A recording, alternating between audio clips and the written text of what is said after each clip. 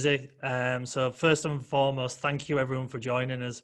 I'm sure like anything with this, we'll have people joining us as we go along. As you can see on the screen, I've started off, I have muted everybody to start with. Obviously with so many people on, just make sure there's no background noise, especially for the guys who are doing the presenting a little bit later on. This session is recorded, so there's obviously a few people who can't make it today for various reasons, so they'll be able to watch it back. And obviously we're going to do the breakout rooms. I'll be taking that bit out, but kind of the general presentations will be going on the recording. I'm sure most of you are getting pretty used to using Zoom now, but if you don't, there is the chat section which we can use. I'm sure that the presenters might want to use that to put various things in there as well, but also I'll be adding in some stuff there as well for everybody. If people do have questions as we're going along, rather than obviously, because you can get, I don't want people shouting out and cutting over each other, if you could maybe just put something in the chat room and I'll kind of facilitate that and put the questions to the various speakers as we go, and then we'll go from there. So I hope that's okay with everybody. Like I said, I really want to firstly say thank you to everyone for joining today, because I know it's obviously a difficult time in many ways for many different people for many different reasons, and there's lots of things that you could be doing today. I'm sure people are juggling childcare and all the other stuff, but also it's quite sunny outside, so I'm sure there's not always that temptation. But again, thank you everyone for joining. I just want to very, very quickly give a update on Northern Affinity. So this call, it's a mixture of our current partners and some guests. So I just want to say that I've been talking about this for a little while, and the partners will know, but finally our website now is being updated and kind of relaunched, and that's available now. That was finished off this morning.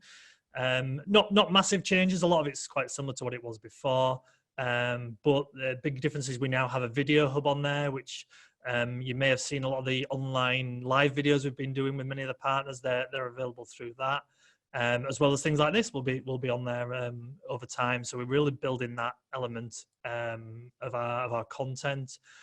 And we've also added a new section on the website, which is basically our services, which for many of you know, we've been kind of adding various things that Northern Affinity does.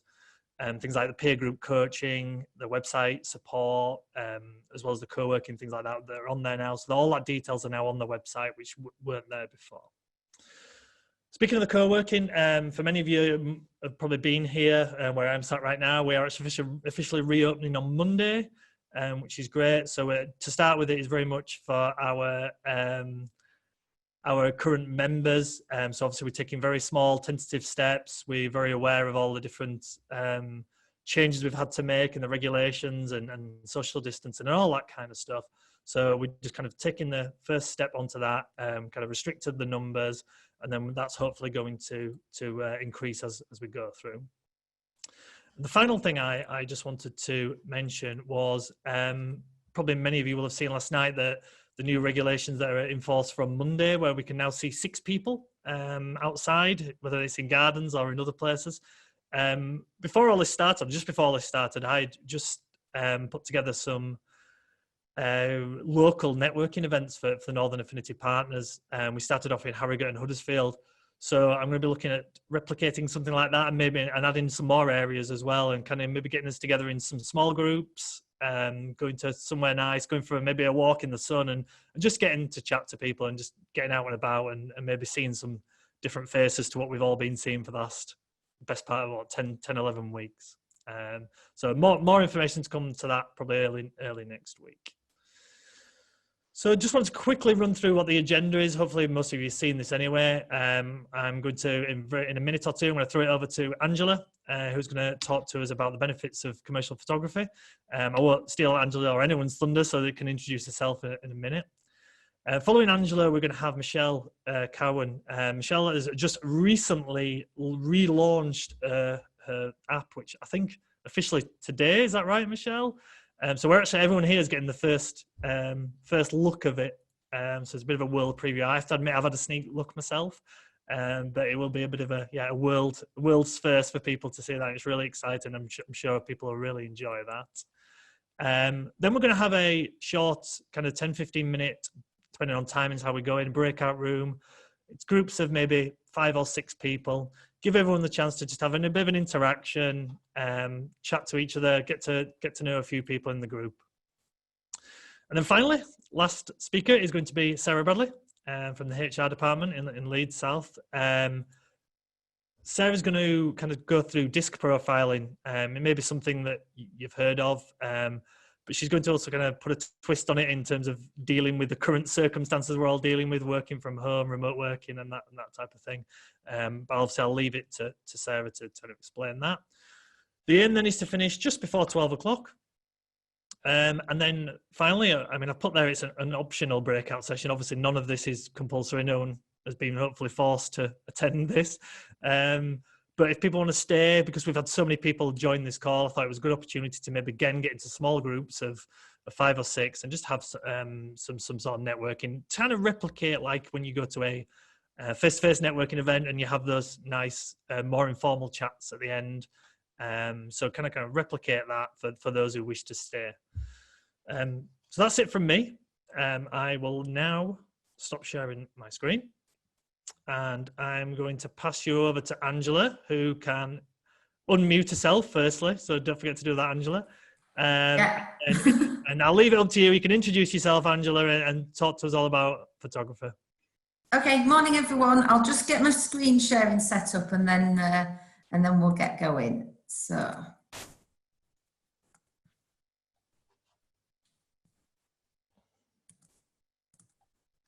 Hopefully you can all see that. So I'd just like to talk to you about some benefits of using professional photography for your business.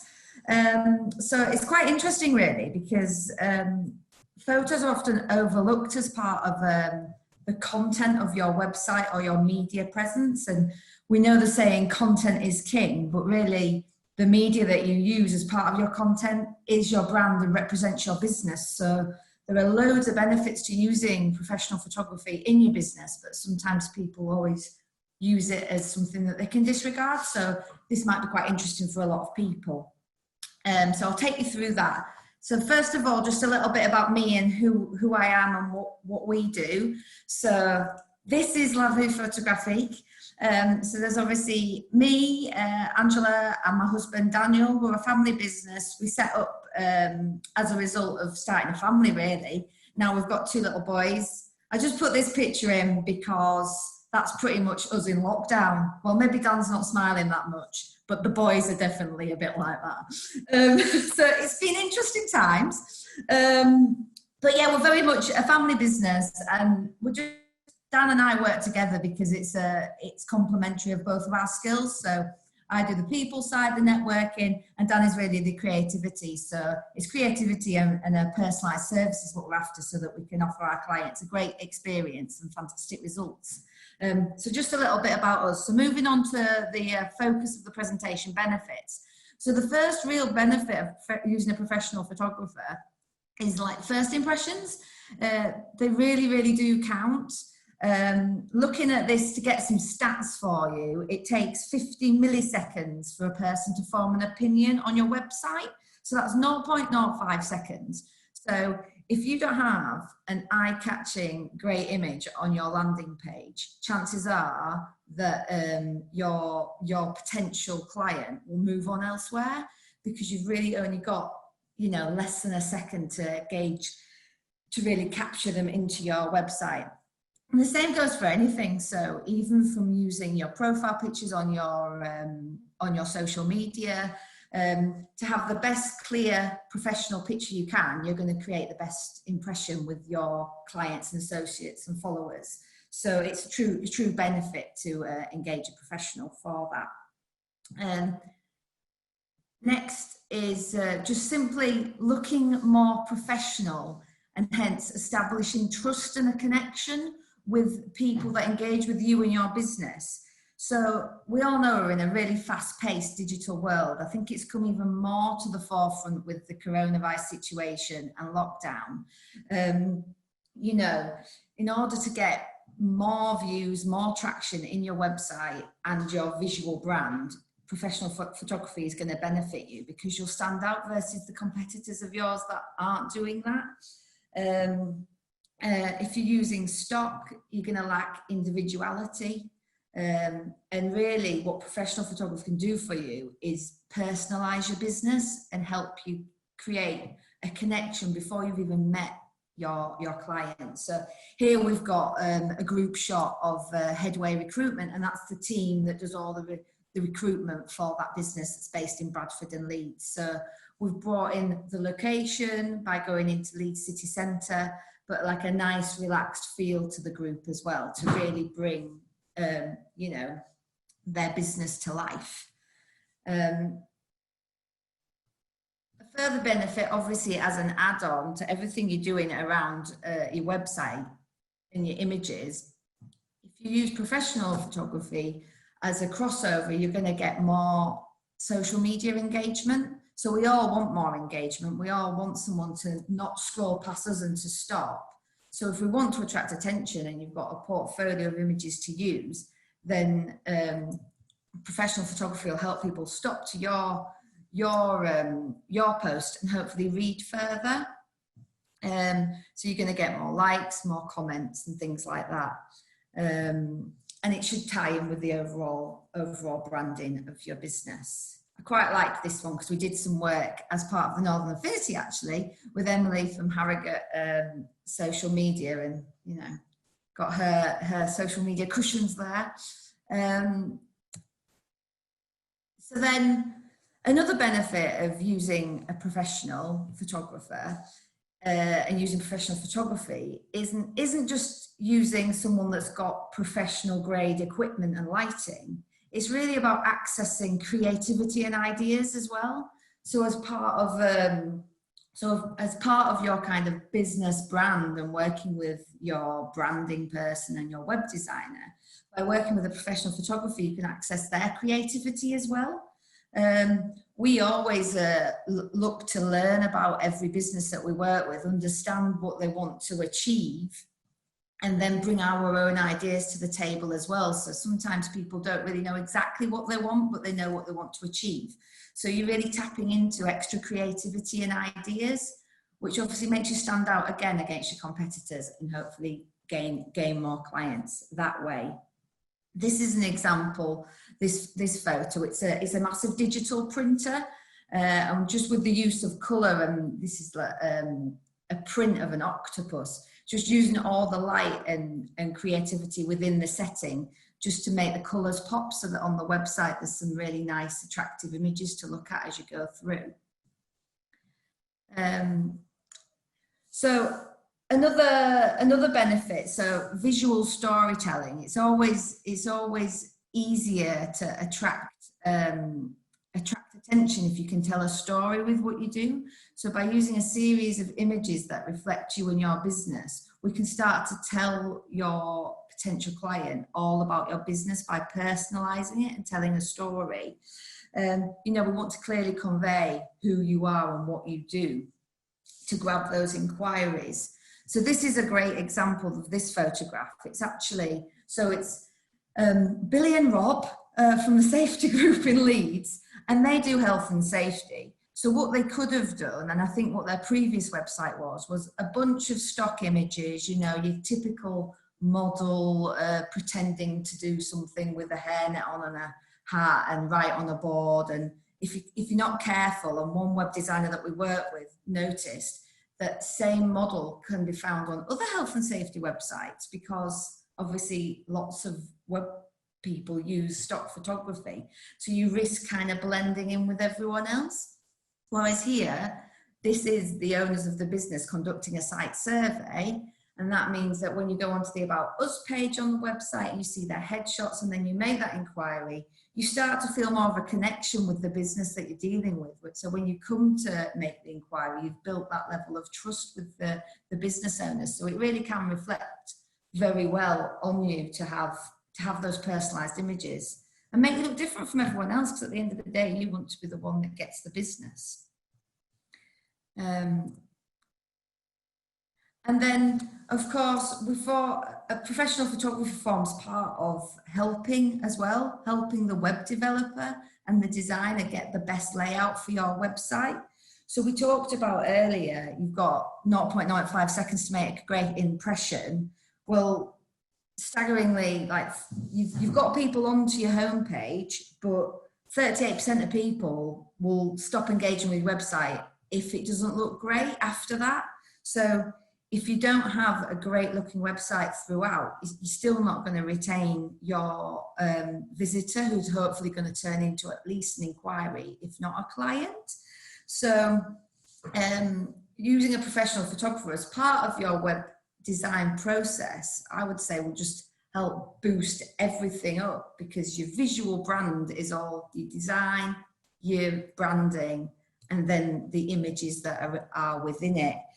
So we work closely with web designers to make sure that that flows through. And we also work with our clients so that even if they don't pass us on to the web designer, we look at their website to help recommend where images go, so that you have a full suite of professional photos throughout the website and not just bits and pieces. And it just means your customer will have a much smoother journey through the process. And then finally, it's actually really quite cost effective to use a professional photographer. If you find someone that can, wants to learn about your business, we will always learn about your business, find out exactly what you're after, what you're wanting to achieve, and whether it's a massive bank of images that you want to use through your website, your social media, and brochures and things, or whether it's just a limited number of photographs that you need for a one-page website. If we understand from the outset what you want, a professional photographer will make sure you get the best value for money at the end, so that you have your personalized images that you're allowed to use, and you can use as many times as you like.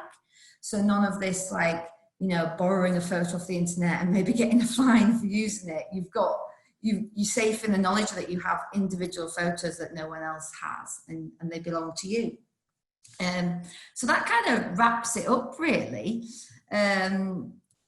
I've maybe fired through that quite fast, I'm not sure. I've practiced it a few times today. But I appreciate you listening. And if anyone's interested, if we're not already connected, I know I'm connected to a lot of you, then please do connect with both Daniel and myself. And I hope you found it interesting. And if you've got any questions, just either if we've got time now or in the chat or afterwards. So Angela, there's been a couple of questions going and a point as well in the chat. So I'll just start with, firstly, Stanford made a great point. As a web designer, he said he cannot stress how much a photographer helps him as a web designer. Yeah. So obviously that comes kind of from the horse's mouth, as it were. Yeah. And then we've had a couple of questions, one from Steph Masters and one from Craig. I guess kind of on similar kind of points. Steph asked about how often you'd recommend updating your photography, and then kind of following on from that, Craig also asked about, do you tend to do more one-off work with people, or do you have kind of retainer arrangements in place? Yeah, so in terms of, for the website side of things, it tends to be quite one-off. We don't offer retainer service at the moment, but what I would say is if you're going through your website update and you're looking at your branding and your updated website, that the photography will tend to last as long as you want the website to last, unless something fundamental changes within your business, such as headcount and things like that. But ultimately, until you rebrand or your business looks very different, like physically looks different, they can last like a year or two easily. So that's why it is so cost effective, because if you can do your in-depth research at the beginning as to what you want to achieve out the end, and understand where you want to use them, then you can make it really work for you for a long period of time. Yes, you can repurpose a lot of the images, can't you, for various things. Obviously, we talked about website, but social media and other things. Exactly. It's about having a bank. If you want a bank of images, and that's clear from the outset, it's then about finding what scenarios you want, if we need different locations, whether you want kind of filler shots. So this shot that I've shared there is just kind of, it's Emily using her phone, because obviously it's social media, but she can repurpose that shot so many times in so many different scenarios, because it's just a nice personalized general image. So if you know that from the beginning, then yeah, like I say, unless something fundamentally changes, it can last. Yeah, we've had some really nice comments from a few people who've used you guys before, and I mean, I have as well, so I'll add this to it. But Sally Benson said that thoroughly recommends you guys. Ian Earl has done the same. I mean, another good point from Rachel, who's mentioned another benefit is that the images will be the right size for websites and social media versus trying to resize stock images to make them absolutely. Then I mean, that's kind of all part of the service as well, is like that extra, you know, like when we do a job, you've got access to a client gallery, and you'll always get you can download your images in both web ready size and in high resolution, so for print. So you're not just getting a bunch of images that aren't organized or are just huge. You can actually download them for both purposes, so you're not having to worry about not being able to upload a big image to a social media platform, for example. So it's about making it user friendly. Last question for you then, Angela. Brian Snapes asked about what's behind the name. Oh, right, yeah. So it's maybe a bit, it's not really random though, Brian. It's well thought out. So when we were brainstorming names for our business, we didn't want to just be our family name, because it doesn't necessarily stand out, and we're a bit different, or we like to think we're a bit different. So we were brainstorming like English terms in photography, but obviously they're all taken either in the States or in the UK, and you know, we couldn't get anywhere. And then I speak fluent French, and Dan, he has French family. So it was Dan actually that brought in the idea, and he said, well, why don't we look at like something French? And it was like photographique. And then, anyway, we got to Vue Photographique, and it means photographic view in French. And then obviously that can be from your point of view or the view as in you see it. And we just really liked it because it's different, and it means something to us because of the French aspect. And hopefully, I know it's quite long, but hopefully you remember us. And you can just say La Vue if you don't want to say La Vue. That's perfect. Thank you, Angela. We'll finish on a really nice comment. Jag Panasaz also said he's used you guys a lot and highly recommend. So you've had a lot of people say some really nice things, Angela. Oh, thanks, guys. You make me blush. Nice. I'm quite warm, actually, in this dining room of mine. But yeah. Oh, appreciate that, guys. Thank you so much. Well, thank you very much. Thank you very much, Angela. Obviously, everyone's got your details there. And if you once you've finished, Angela, if you want to put any of your contact details in the chat as well, if anyone who's not connected to you, obviously that you can do so. So if you can stop sharing your screen, if that's okay. Yes, sorry, I forgot about that bit. And then we'll swiftly, perfectly on, well, 1 minute late, Angela, so that's not too bad. We'll swiftly move on to Michelle, who's onto it already, which is great. So Michelle, I'll let you introduce yourself and go from there. You're on mute, Michelle.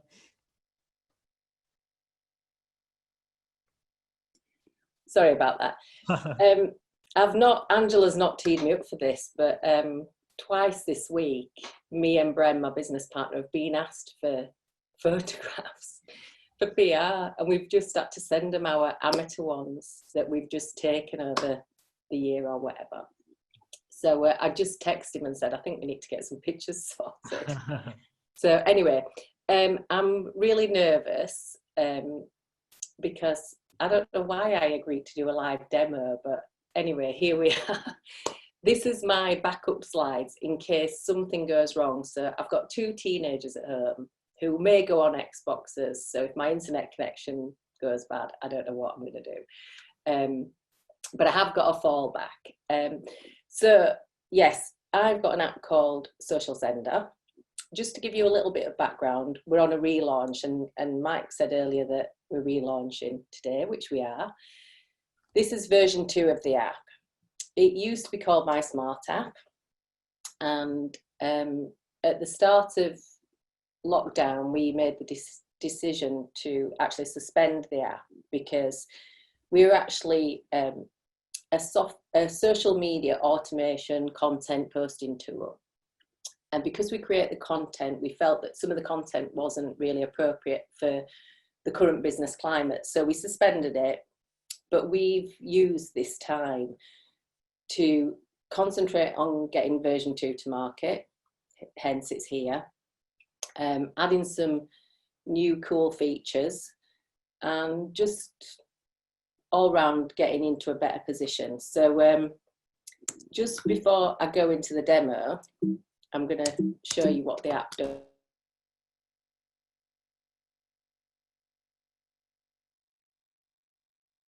I don't know how it mute. Am I back off mute? Can you hear me? Okay. Yes, we can. So basically, this is what the app does. We are targeting sole traders, small business owners that are actually struggling to find the time or the creativity to have a presence on social media, and maybe they can't afford to employ somebody to actually do it for them. Based on preferences, the app will select content and push it out to your Facebook and Twitter business accounts. I'm not going to go into much more detail around the deck, because I'm actually going to try and do the demo now. So just bear with me a second. Everybody see that? Okay. This is our website. If you would like to have a look at the app afterwards, after this call, you can have a look at the website, and there's lots of detail in here. We've also got a live feed close to the bottom, which shows or gives you an example of the type of content that's going out. This is a feed from our social media. So let me see if it works. This is where everybody needs to have the fingers crossed for me. And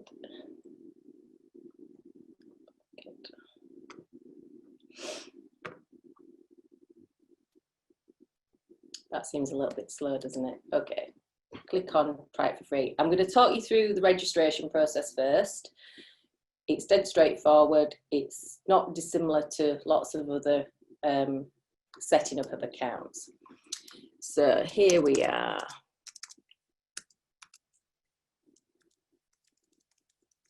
I'm just going to put in some sort of dummy information. We've put a concierge lady in here to help guide people through what they need to do. This is what we call a primary feed. So if you're in any of these industries, you would select that now. So I'm in the marketing business, so I've selected marketing. You just select one of those. Don't worry if you don't see your industry in there. We've still got lots of content in the app that you can use. We then go on to the secondary feed. This is really about not so much what's really relevant to your business, but what kind of posts you might like to see. So for my account, I've got wellbeing selected and business. I could probably select about 15 to 20 of these, but these are the ones that I want to show up in my feed. We then go to the frequency. You've got a choice. You can go every day, every other day, or I'll show you when we get into the settings, when you've set up an account, that you can actually choose loads of different options of when you post. Here's where we connect the social channels.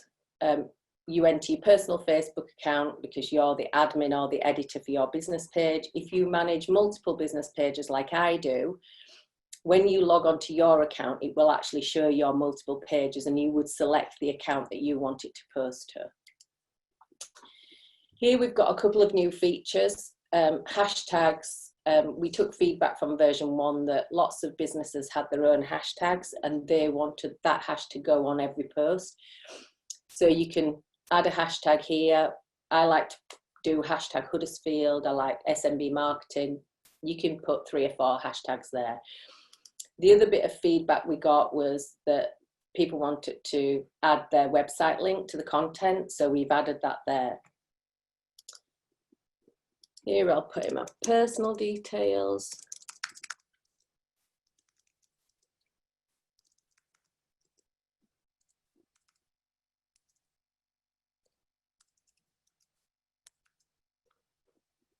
And then I'm giving permission here. we really need to sort of keep in touch with all our customers. We're not going to use it for marketing purposes. It will only be for the purposes of updating about new features with the app, and say, for instance, if we had a problem. And here you choose your subscription models. We've got 2 offers. Both come with a 14-day free trial. And as you can see on the screen, it's $9.99 for a month, or you can buy it for a year at $99.99. So I'm not going to go through the payment side of things because I've already got an account that I'm going to show you.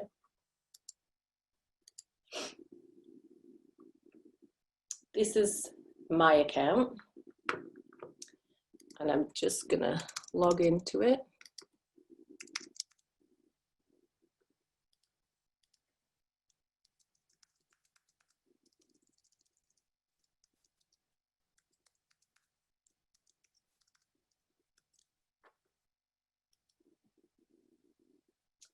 Okay, it's taken me to the home screen. This is my actual account that I use for my business. So marketing is my primary, and business and well-being are my secondary. So everything that appears above the line is what's going to post to your account. So if you went onto my social media accounts now, you would see that that post here at the top went out at 9 o'clock. I've also been given a few more posts that are actually based on my preferences that I could also put into today's feed. So actually it's World Digestive Health Day today, so let's move that up to the top. It's past 11 now, so I need to change the time on that. So click on this grey button here and I can edit it. I can change the words, I can change the picture, I can choose to just have this go out on Twitter by deselecting Facebook, or I can have it back. These are the tags that are going to go. Health and digestive health are already preloaded into that content, and SMB marketing and social media are my ones that I've selected to go on there. And here you'll see my web address. Changing the time is really easy. Let's put it out at 1 o'clock instead of 11 and save. Actually, I don't really want that post, so I'm going to move it back under the line. This one that went out at 9 o'clock, if it was before 9 o'clock, I could have edited it. So want to edit it, I just click on the grey button and go into it like I did last time. If I don't want to see that post, I can click on the yellow button and it will appear below the line and it won't post, or I can bin it completely.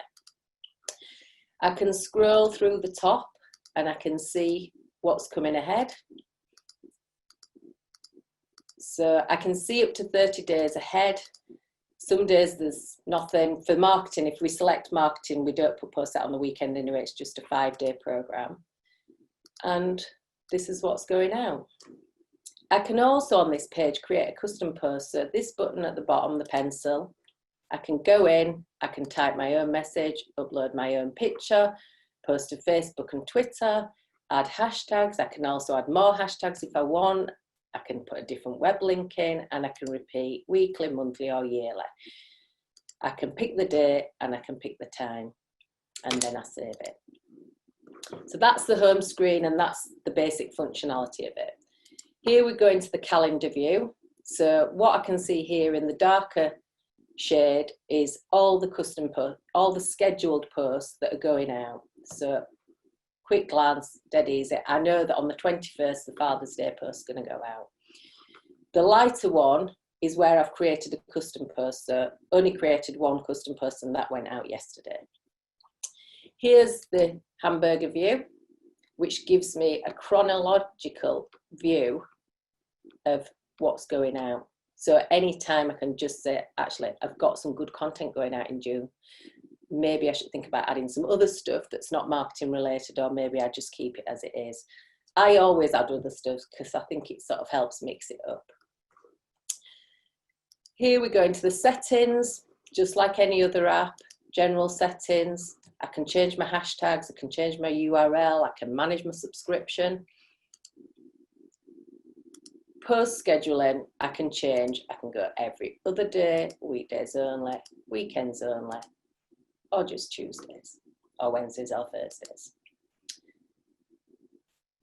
Feed settings, if I wanted to change my primary, that would probably mean that I've had a complete change of the business, so it's unlikely I'll change that one. But for the secondary, I might want to see some of the other stuff. And if I do, I just click on them, save it, and confirm my settings. Social channels, we have a lady that uses the app. She's a coach. She was posting to Facebook and Twitter. She's decided that Twitter's her platform, so she's just doing Twitter now. So she removed the Facebook setting. And that's it. I hope I haven't missed anything. My business partner's on, so he's probably cursing me or something, saying I've missed some stuff out. But well, Michelle, you look at he's been putting plenty in the comments. Has he? Adding a little comments as you're going along. So yeah, so it's been really useful. We do have quite a few comments, a few questions, a lot of real positive people saying, "Oh, it look great, it looks and everything like that." Yeah, so one of the things for me, Michelle, I always felt it was a really good tool. It's kind of an inspirational tool for you to kind of, many of us that we want to post on social media, we've got it, but where do we start? And obviously this is kind of help with that, isn't it? It doesn't have to be the actual post that you guys have put together. You can edit it and just make it feel a bit more like yours and make it your own. Yeah, and I think, the feedback that we had from version 1 was the customers of ours that were really getting the most out of the app were the ones that were taking our content and using it for inspiration, mostly changing the pictures, not necessarily changing the words. But I think the hashtags, if you're into hashtags and you've researched hashtags, you'll want your own hashtags in there. So yeah, but anyway, that's it. Yeah, no, that's great, Michelle. We've had a few people ask about LinkedIn. Okay. But I believe it's something is in the pipeline. Is that correct? Yeah, it's definitely on the roadmap. We're hoping to get investment funding for the app, and as soon as we get that funding, we will do the LinkedIn add-on. So yeah, it's part of the plan. Also, we had a question from Steph again, actually asking about how often the content is updated. We're always updating the content. In fact, Bren and I have been putting loads more into, we have a back-end portal that we use. So some of it's quite static, but the way that we manage the content that's in there is that Bren and I work 2 months ahead, and we're always looking at what we've got in for that month. Does it need changing? Is it appropriate? So just to give you an example, we've had to go into the portal and strip out every single sporting event that we'd got in there, and concerts and all sorts of content that is just not appropriate for right now. So we've had to sort of deactivate those kind of posts. So we're constantly looking at the content. Okay. I've a couple of questions asking about kind of analytics and stats. Do you have anything kind of how people, maybe the difference between if you post organically on Twitter or Facebook or through the platform? Is there any difference that you're aware of? We haven't got any data on that, and actually in the old version we did have an analytics tab that nobody used. What I will say, being completely honest, is organic posting to social media does a job, but it's not going to do the same job as a paid for campaign on social media. So I suppose you'd have to from an analytics point of view, you'd have to sort of go into your own accounts and check your analytics for that. Does that answer the question? I don't feel as if it does. Yeah, no, that's absolutely fine. Like I said, what I maybe suggested, obviously, I'm wary of the time. Michelle, if anyone wants to contact you and obviously find out more information, obviously I know you're more than happy to do that. And obviously, like I know Bryn's spending quite a bit of time answering a lot of the points and questions as he can in the chat, which is really, really appreciated. So once we finish, Michelle, if you want to put both of you put your contact details in, and I'm sure, because there's quite a lot of people seem really interested in having a look at this, and I know you'd offer the 14-day trial, which is great. I've done lots of Zoom calls, and we're just starting to do demos, which we're actually running through Eventbrite. So we've got the first one on the 9th of June, but to be honest, you've seen it. So, but I'm more than happy to get on a Zoom and have a chat with somebody further if that's what's needed. Perfect, Michelle. Thank you. Thank you. No, thank you very much, and that's really good. And like I said, a lot of people obviously take an interest in that. And if anyone does want to contact Michelle, or please do. And for whatever reason you can't get a hold of the details, please let me know. I have all those details. I think everyone's back in the main room, which is great. So you may have seen I've put into the chat. I've just put a few links before I go to Sarah. So I've put a link to we do the same thing like this every month, to our June meeting in there as well. Also for the guys who aren't part of the Northern Affinity at the moment, we in the middle of June I'll be holding a getting to know Northern Affinity event to find out a bit more about what it is. So I'll put the link in there. And also, I've already sent to many of you as well a link to do some one-to-one Zoom calls. I think I've got 16 scheduled for next week, so it's gonna be a busy one. And I've already had 3 or 4 this week, which is great. So all the links are in there for anyone, and I'll send it over via email as well after today. So, further ado, I will pass you on to Sarah. And she can take over. So you're on mute at the moment, Sarah, so remember to unmute first, and then she can go through everything and introduce herself. I'm just going to try and screen share. Hopefully it works. Michael, I think everybody else is not muted. Can you do a group mute and then I'll unmute myself again? Yeah, I will do that.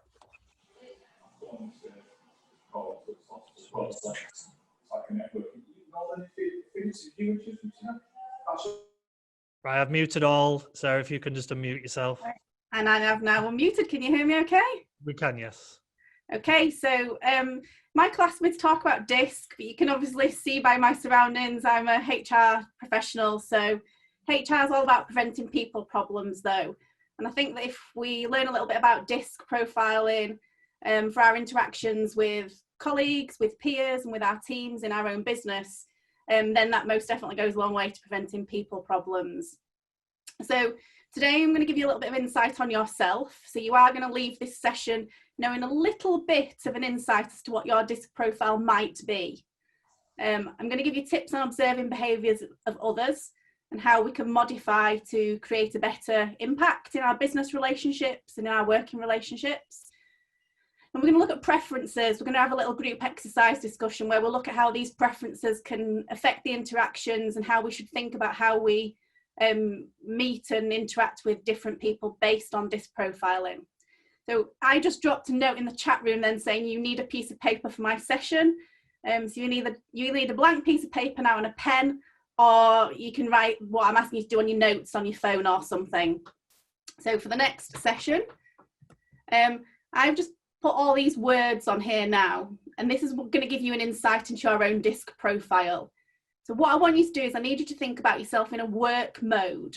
So I want you to think about yourself in business, in a meeting with a client, or in a meeting with one of your team members, in a meeting with a colleague.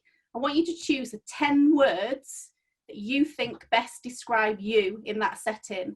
So on your blank piece of paper or on your notes pad on your phone, you're just going to be writing down for me the 10 words from this list that best describe you in a workplace setting.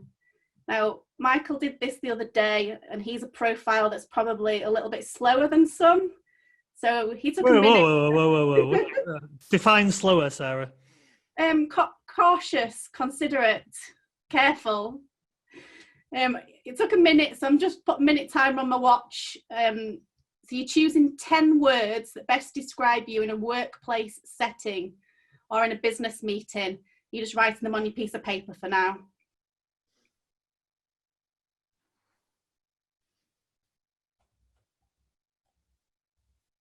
So just come up to 30 seconds. We'll give it about another 30 seconds and just have a quick check-in. So 10 words that best describe you in a workplace setting.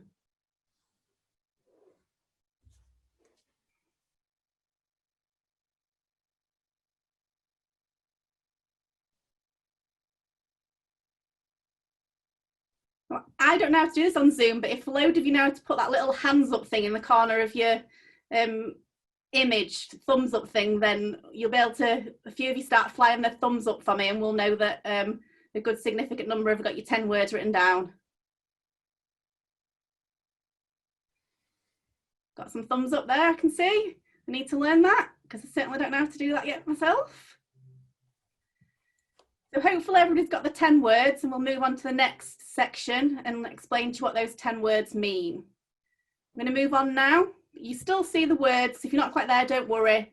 So the next section here is linking those words to the actual DISC analysis. So the 10 words that you wrote down, and I want you to look at this slide, and against your word, mark whether it was a D, an I, an S, or a C. So if you wrote down the word drive, you're going to put D at the side of it. If you wrote down the word empathy, you're going to put I at the side of it. And we're just trying to see which of the most category words you've chosen in this exercise. So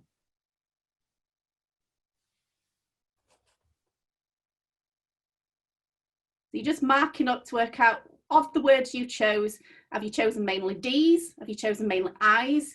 Have you chosen mainly S's, or have you chosen mainly C's?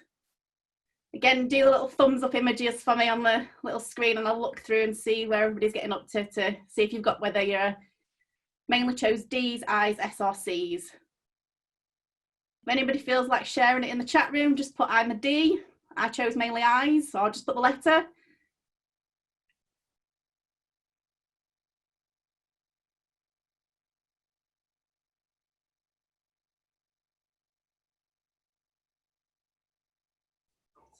We've had 45 seconds. I'm going to give you another 10, 15 seconds, see a few more thumbs up, and then we'll move on. So I've got a lot of eyes, Sarah. Excellent. You're watching the chat room for me, thank you. We've had a good few people comment in the chat room. Do you think we can move on now? Yeah, we've got a lot of eyes. It's not unusual in this kind of, when people are self-employed and setting up their own businesses. So what does all that mean? I'm going to move forward on the slide. So what is DISC? So DISC is a psychological profiling tool.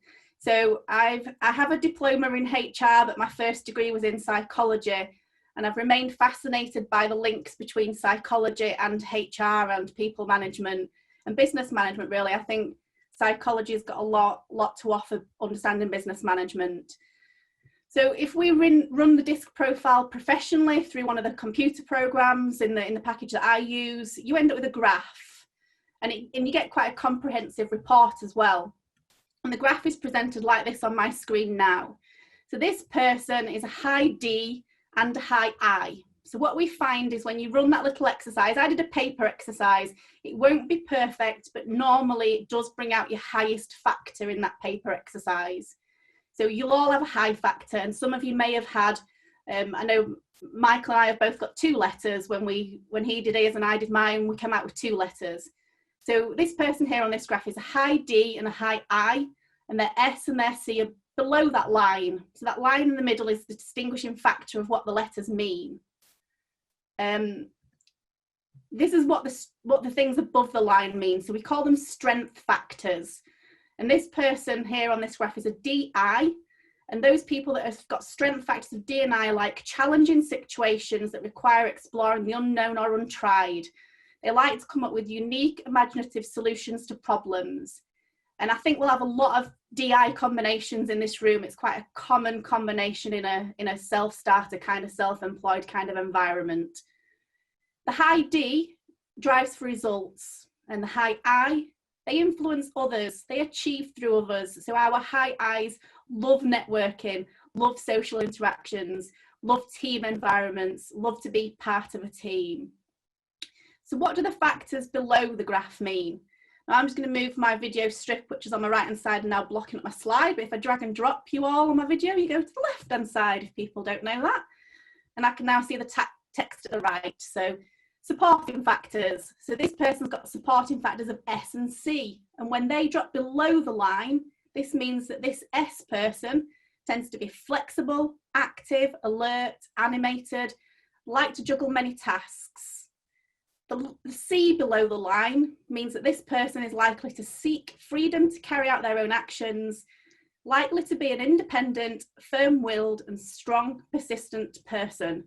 So if C was very low in your selection of words, so when you were selecting words, if you hardly chose any C's, it's probable that your C would drop below the line on a computer report, which would mean that you're a very independent, strong-willed, ambitious kind of person. So that's a little bit about what the graph means. So this has been around since 1928, so it was first developed by Marston, a psychologist, in 1928. We can learn a lot if we study DISC if we study DISC for a while. So for you today, I'm just thinking about some of the meetings that you might have and some of the tips that you can do when you're starting to get used to DISC and what DISC means. So if you're looking at somebody in a meeting and that person's a high D, and the D means dominance, that person's going to present as somebody that's running late, they're always in a hurry, they're restless and fidgety, they just want to get on with it. So you, if you're in that sale, you're in a meeting with this peer person, with this networking colleague, just be succinct, be time disciplined, get to the point. This person does not want your storytelling, and that's going to be very difficult for some of the high I's in the room who like to tell stories.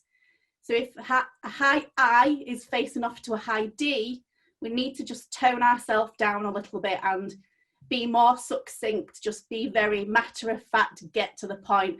High Ds don't demonstrate many feelings. They don't really care about how your day is going when it comes to a high I person. Our high I, friendly, enthusiastic, telling stories, loves to chat, loves to talk.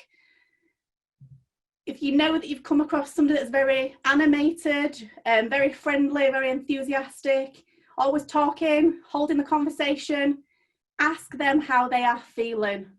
Get them to talk about their feelings and their opinions. This is very important if you're in a meeting with somebody that's showing this kind of high I behaviour. Our high S's. Now, the high S's, these are the people that talk in a slow voice. Very relaxed. They are very clearly listening. So these are not the fidget bums on Zoom. They're the people that are there, attentive, listening, watching, and taking in everything that you're saying. So if we're listening and talking to a high S, we use a steady pace in return. And we slow that down to demonstrate interest and sincerity in our colleague, our networking peer, or our team member. And finally, our C's. These C people, they're the ones with their head down on Zoom. They're taking notes, they're writing, they want to know and make sure they've written down what you've said. In a sales meeting face-to-face or a team meeting face-to-face, they're the one with the notebook, the one that's making records, the one that's really, really writing down because they want to remember what you've said afterwards. More likely because they want to prove a point to you later that that's exactly what you said. Do you not remember saying that on the 29th of May, 2020, Sarah? They're the ones that will be keeping notes. They'll be asking for more information. So you give them things in writing. They're the ones that like really long emails. Don't send a long email to a high D, send a long email to a high C. These people need proof. They're our high Cs. So hopefully that little session's helped you understand a little bit about your own DISC profile, but some of the meetings and interactions that we'll have with other people, some of the observables we can look out for and how we can modify our behaviour to have the best impact in that session. Now for the team breakout session. Now Michael's going to drop the question into the group chat for me, hopefully, so that when we're going to the breakout session, you've got the question there. And I need you all to pick up your phones, take a picture of this screen because you need the information about this dominance, influence, steadiness and compliance. So pick up cameras, take the information because somebody in your breakout group needs to have this information for the exercise to work. So either take a screenshot, split your screen, but I need to rely on a good bunch of you having this information in the breakout session. When you go into your breakout session, I have asked Northern Affinity members in advance to step up and be the group leader. Not by name, I just put a little message out to the Northern Affinity partners and said, these breakout sessions, we need somebody to hold fort and just make sure the conversation flows. Now, when you go into your breakout session, another key point, if you have an even numbered breakout room, I only want you to talk about D and I, so dominance and influence. If you have an odd numbered breakout room, I only want you to talk about steadiness and compliance, S and C. That's just because of time factors. So the exercise, I want you to think of yourself at work. This is a business setting exercise. So we're in the business world and we've all been remote working, and we're all coming out of remote working at the end of lockdown, and we're going back through all these different emotions and feelings, but that's going to affect people differently depending on their preferences through DISC. So our dominance people prefer an ever-changing environment. They've felt quite frustrated. Our I influencing people like public settings and recognition and praise and team events, they've been non-existent. So how are these people feeling? And what are you going to do as a networking peer, as a networking colleague, or maybe as a line manager, a business colleague? So we're coming out of lockdown, it's a business setting. I want you to talk in your groups about the different factors, the D or the I, the S or the C, and just explore how that might mean for how you might modify, support or adapt your behaviour. I think Michael's going to give us 8 minutes, so it's 4 minutes per letter. So as you go into your breakout room, if you're in an even group, it's D and I, odd group, S and C, 4 minutes per letter. I look forward to seeing you back shortly. It's all of us back in the breakout room. I can see Michael's muted everybody again, thank you. And my screen's back up there. So we'll just take a little bit of feedback from an exercise. There's a lot of groups here taking part, so I'm not going to ask every feedback group to feedback. And I am just going to ask some of the people I know very well from my own network. So Pete Evans, can you share what your group had to say, please? Yeah, great discussion, and you picked two that aren't mine, so that was really interesting in the group. So we started off with the S, and we thought that these are the people who don't like change, and obviously these are people who practice in the pub on the Saturday, and then they were told they weren't going into the office on the Monday. They would have really struggled with that. And then you've got people who are going to be going back to work, and that's another sudden change, and they may struggle with that. And it's how you communicate with those people. They'll want security because they really like change, so they want to know what's going to happen. And then we moved on to the C's. These are people who they want order, they want process, they'll want to feel secure as well. They'll quickly want to have some structure and processes. We were laughing saying they'll want to know where the hand sanitizer is available. Well, 100%, absolutely. And you know, they will, I've noted down here, they'll be wanting to know what the new normal is and what's the process for following the new normal. And again, it's about giving these people as much detail as you can as the leader or the manager. So yeah, it was an interesting discussion, and I think we could have carried it on for a lot longer, but great. Is that enough for you, Sarah? That's brilliant, Pete, thank you. Now I'm just going to also just ask Karen Amos to feedback if possible. Can you hear me now? Yes, Yeah, Karen. I feel like calling in on Eurovision. So, right. So yeah, we also had S's and C's actually, which again, exactly the same as Pete, that's kind of the polar opposite to me. So it was fascinating from my point of view to get a new perspective here. What we got, because we had some strong S's and C's in the group, and from an S point of view, that things need planning out, that there are steps for it, things actually in writing as well is very needing that reassurance, and a timeline that's very practical with the steps. And actually what's really important as well, which I thought was really interesting, was about knowing the reasons behind something. So it's not enough to say we're doing A, B, C, but we need to know why it's A, B, C and not X, Y, Z. So I thought that was a really important point. For the C's, they feel that they need to stay on track.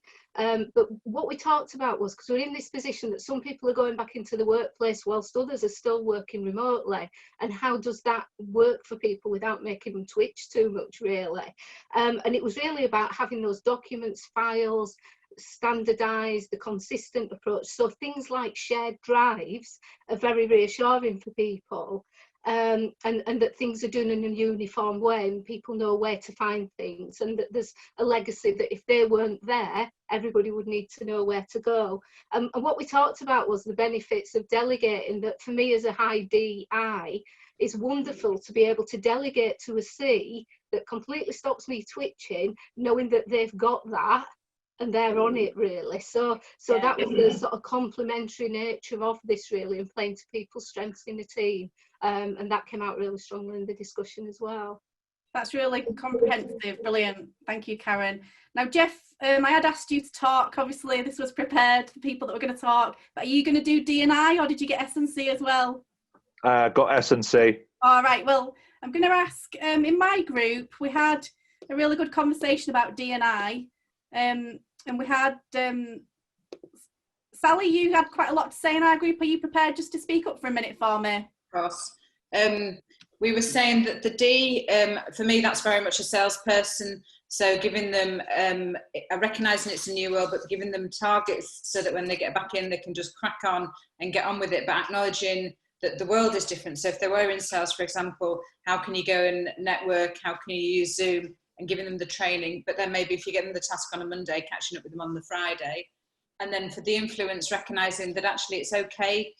Whilst you might like public praise and recognition, maybe that praise now needs to happen on LinkedIn, but acknowledging that it's okay to be scared because the world is quite different now. So still have the goals there, give the recognition, but unlike walking into a room of people where you know each other and that feels fabulous, maybe that has to happen in different ways. Thank you, Sally, because I put you on the spot there, but you'd been quite contributive, so that went well. Thanks everybody for taking part in that group session. So just to wrap up our session, I'm very conscious of time as well, and my screen won't move down. So we use DISC to help business success. So I've used it to build team dynamics. So I've done an entire team, telesales team, there was 12 of them. Some of them were getting a bit annoyed with one of the other guys, and by doing the kind of DISC session, it made people more aware of each other's behaviours. We do it to understand our own motivators, to develop a platform to reduce frustrations. So in my world of HR, it can be a great intervention if there's a bit of a grievance tickling along in the background. Maybe two people are not quite sure why they're not getting on, and if we explore their DISC profiles together, it can help them understand how they see each other. So we'll just wrap up. So hopefully now, oh, there's me on the left-hand side of this picture as well. If you hadn't guessed, I'm a high D, but what may not have come across is I'm a high C. But I'm also grateful for being a high C because my specialist area is employment law, so you should be all grateful as well. I like my details when it comes to employment law. So hopefully our takeaways, you'll know a little bit more about your own DISC profile. You'll have thought how knowing people and behavioural preferences can help improve working relationships. I just wanted to leave you with a thought. What about your business? Could you develop your own sales style by knowing more about DISC? Could you build your team or business dynamics with a little bit more knowledge of DISC? Michael, I'll be forever grateful that you broke up my pattern of daily dealings with furlough and let me talk about DISC today. So thank you very much. Thank you very much, Sarah. Thank you. That's brilliant. There was quite a few. I don't know if you want to jump onto the chat, Sarah. There's a few questions that have been asked about. You can pick up with people. But I am conscious, obviously, of time for everyone. So I just want to say, firstly, thank you to all three speakers. It's been great. Hopefully, you've also found the kind of the breakout sessions, the couple you've had, really, really useful. I know that the people on these Zoom calls are finding that bit of it generally the most useful. Get chance to chat with small groups. So kind of that's kind of it for me now. It kind of wrap it up really. But like I said right at the start, if anyone wants to stay a little bit, I appreciate the sun is shining and there's things to do. So if you want to enjoy that, understand. If anyone does want to stay 10-15 minutes, we can either have an informal chat or break down to small groups. But thank you, like I said, thank you to the speakers, and thank you for so many of you for joining. It's really appreciated, and enjoy your weekend, and obviously stay safe as well. So if you do want to stay, thank you, please do. But thank you, have a great weekend. I think there'll be a little few left. That's I thought you'd be here, Angela. Well, I thought I'd unmute, and just go for it.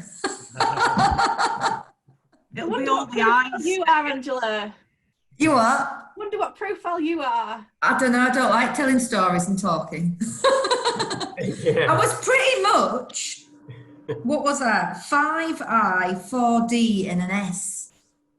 But I do like to take notes, which was a bit of a curveball. That's the D in you that doesn't want to fail. So you make sure that you know your facts, your information, your results right. What would you say I am, Sarah? Oh God, on the spot, Brian. I think there's definitely a lot of I in your profile. I was almost a 50-50 split between D and I. Which is a bit of a conflict, isn't it? No, D and I get on very well together. Mine's the conflict. The D and the C are completely Jekyll and Hyde. So my D profile doesn't like detail and my C profile does. So some days I'm obsessed with it. And other days I'm just like, couldn't care less, just get on with it. I'm just so. Well, I mean, it's really difficult. This whole scenario is really difficult, isn't it? Because, you know, I'm very much a case of, come on, all statistics are there. We know what's going on. We know who the vulnerable people are. Let's crack on. Economy, drive on, come on, got to do business, end of. But in reality, not everyone's feeling like that, are they? So No, that's it. It's been a really useful exercise for me, because I suppose within a group like this, I'd share that. But if it's on a one-to-one basis, I'd be, unless I know somebody, I'd be quite careful what I said. Or not, perhaps sometimes I'm quite forthright anyway. But it's good to have an opinion. I did the DISC profile last year when I was actually working for a business, and my profile now has completely changed.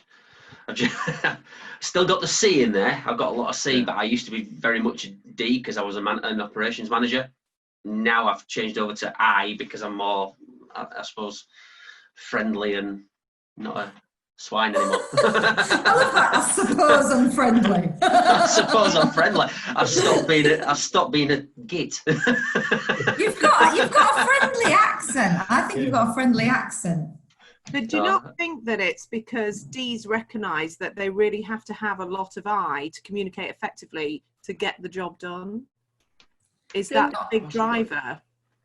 My breakout group were asking if we change, and actually this profiling is about innate personality. So what that means is it's less probable that your DISC profile will change. However, you can learn the appropriate situations to adapt the right profile. I was quite talkative and loud and smiley in that presentation. That's not me. I'm not a really outgoing extrovert type person, but I know I have to lift my eye if I'm doing a presentation, and that's not a natural eye for me. And yes, going into business, working in corporate, I think drags the worst D out of anybody, even if the D doesn't exist. And we can all learn to get our own personality when we leave that corporate world. Well, it's interesting. So, I mean, I've found, unfortunately, both my neighbours on either side, one of whom happens to be on the front line in the NHS, for the past 10 weeks, both of them have been flouting lockdown rules. It's frighteningly so. And my nature told me I was going to confront them with it. I had to confront them, but I didn't. I just thought, you know what, I really can't be bothered. I'll just sit back, and I wish I had in some ways, because it's just got progressively worse and worse. And then literally within the past 24 hours, and you'll know the person, I won't share it publicly, but I found out somebody has been furloughed. Yeah, I cannot believe how active they have been on social media, really active on social media, marketing their business. And I didn't think that was allowed. I thought you could only deal with statutory duties. Correct. Anybody that's asked me about furlough leave, social media marketing's an absolute no-no, because it's with the interest of generating sales. Yeah. So my instinct, sorry to use that word, my instinct would normally tell me to confront that person. But what's really weird this past 10 weeks, actually, what's happened is, from a communication point of view, with people that have really irritated me, or I found out that they're doing things wrong, I've actually been more, what's the word I'm looking for? I've just taken a step back and thought, you know what, if that's how you're going to do it, just do it. I'm not getting involved, which is not my nature. You know me well enough, Michael, I'll always challenge. It's just, I found it a real struggle at times to take a step back and say, get on with it then. Well, I guess that's context, though, isn't it? As kind of what Sarah was saying is that, you know, Yeah. it's because everyone's kind of know that the current situation has been difficult, so you just kind of sometimes going against your natural instincts, and that equates for as if you're going to a meeting or doing something else, you're in an environment that's not comfortable, I guess, then you might go outside your natural. I don't know what Sarah thinks of that. It's been a bizarre couple of months. Yeah. I mean, just picking on something that Sarah said, I think what this does, I think it helps you understand, you know, where your strengths are, but I think also you've got to flex. And I think when we went into lockdown, and I've got, you know, 3 coaches and some external support, I thought actually I've got to really focus on the things we need to do to come out of this stronger. So I think I suddenly went into task mode, and everything was task driven. And we've got somebody in our team who's really high S. And I think I was really conscious that I was losing him because he wanted security. And I was like saying, we just need to get on with this stuff. We just need to plow through. We need to deliver to our clients. And suddenly I think after 4 weeks, when I recognized that I was being really task orientated, I thought I'm going to lose somebody. Not through the finances, but because they weren't getting the security in how you communicate with people. So I think circumstances can drive behavior. I think with your point, Brian, around that wanting to jump in, and it's actually a values issue, isn't it? That's really rubbed up some of your personal values, and you know, I've encountered that recently, and it was something that I was actually talking to my own coach about. What was actually about separating out, you know, when I was up on the ceiling about somebody's behaviour, was actually saying, let's separate that out. That's them, that's me. And, you know, back to that decision you made there, was actually this really does rub up against my values. But you know what? If I'm going to think about what outcome I want out of this, then, you know, as you're saying, I think you're absolutely right, Karen, because I just asked myself the question, how do I want to be viewed post-lockdown? When I look back in history, did I do the right thing? And I did, and I've been very, very complicit over something I don't actually agree with. Fundamentally, I don't agree with it, but I've been complicit, all with the view that we'd get out the other side a lot earlier. But when you see people just flagrantly disobeying it on your doorstep, it's very, very difficult. But I just thought, you know what, there's just no point causing any unnecessary aggro. It's tough enough as it is. Yeah, Brian, we've got a similar issue. So where I live, we've got the lady next door to us. She's a beautician, and she has a beautician's parlour in the village I live in. And it's very evident in the last 10 days that she's doing business from home. Yeah. And that's... You don't all happen to live on... Pardon? But you know, it's different. You don't all happen to live on the same street as Dominic Cummings, do you? Yeah, but it's very interesting, because you think to yourself, should we report them? But then you're thinking, well, actually, could that create more friction in the future? That's the thing, and you don't know people's individual circumstance, do you? I was just going to say, is there a survival mode involved there? Yeah. The instinct is, I'm going to have no money. I've got to survive. So it's wrong. I totally agree. It's wrong, but it's difficult though, isn't it? Because the rules are so fluffy in terms of you can go to work, but you can't go see your family. And if you don't know people's personal situation, I mean, I've also got neighbours that are breaking the rules. I mean, all 3, 2 lots, all of them are in the highly vulnerable category, and they had a tea party in the garden together. What's that all about? Well, I witnessed an episode in Marks and Spencer's one day where a lady got challenged. This was literally in the first 2 weeks of lockdown, when you were only one person from a household was to go shopping. And this particular lady was with her husband, and she turned round to the other lady that challenged her. I don't know the build up to it, but she just challenged her about, I thought there was only one person allowed from a household in here. She just turned around and said, I work for the NHS. We can do what we want. And just settled off. I think the NHS, we can do what we want. But I think again, Brian, you know, it is back to that thing from, like I said, for my own sanity, is actually saying what outcome do I want out of this, and what am I actually going to gain from it? What will I lose from it? You know, knowing that I've got finite levels of energy, of emotional energy, and that's the kind of decisions that There's no gain. You just keep out of it. You just keep out of it. There's no gain to be had. Well, the You game just clock it, don't you, for the future? by keeping out of it, really, for you, that you have to make that decision about the your response or not, don't you? Which is why my husband's done all the shopping for the good of the community. So it's kept me out of Co-op, really. Yeah.